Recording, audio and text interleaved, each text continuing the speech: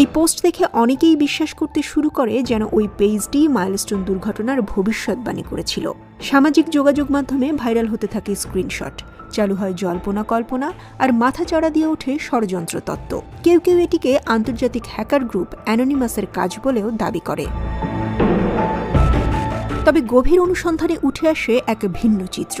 Rumour স্ক্যানারের অনুসন্ধানে জানা যায়, আলোচিত পোস্টে ভবন ধস এবং রক্ষণাবেক্ষণের ত্রুটির কথা বলা হলেও মাইলস্টোন দুর্ঘটনায় এসবের কিছুই ছিল না। ঘটনাটি ছিল বিমান বিধ্বস্ত হবার পর আগুনে পুড়ে যাওয়ার ঘটনা। পোস্টে এমন কোনো বিমানের ইঙ্গিত, আগুন কিংবা সময়স্থান নির্দিষ্ট করা হয়নি। বিশেষজ্ঞদের মতে এটি একটি ওপেন এন্ডেড বা অস্পষ্ট সতর্কবার্তা, যা ইচ্ছাকৃতভাবে এমন করে লেখা হয় যেন যে কোনো সময় বিশ্বের কোথাও কোনো অনুরূপ ঘটনা ঘটলে সেটিকে মিলিয়ে ফেলা যায়।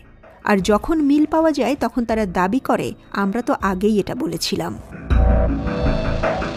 আসলে কারা চালায় এই পেজ?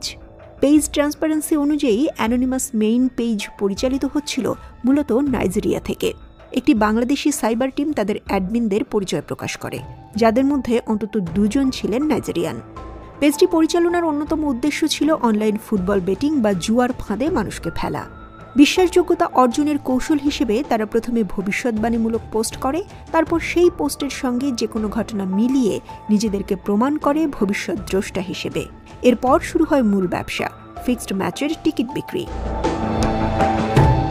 তাদের কৌশল বেশ চতুর। প্রথমে সাধারণ মানুষের আবেগ এবং কৌতূহলকে কাজে লাগিয়ে তারা পূর্বাভাস দেয়। এরপর সেই সতর্কবার্তাগুলোকে এমনভাবে উপস্থাপন করে যেন তারা আগেই জানত বড় কোনো দুর্ঘটনা ঘটতে যাচ্ছে। এরপর আসে পরবর্তী ধাপ। আমরা জানি পরবর্তী ফিক্সড ম্যাচের ফলাফল। তারা ম্যাচ ফিক্সিং, জুয়া এবং সাকসেস স্টোরির গল্প তৈরি করে সাধারণ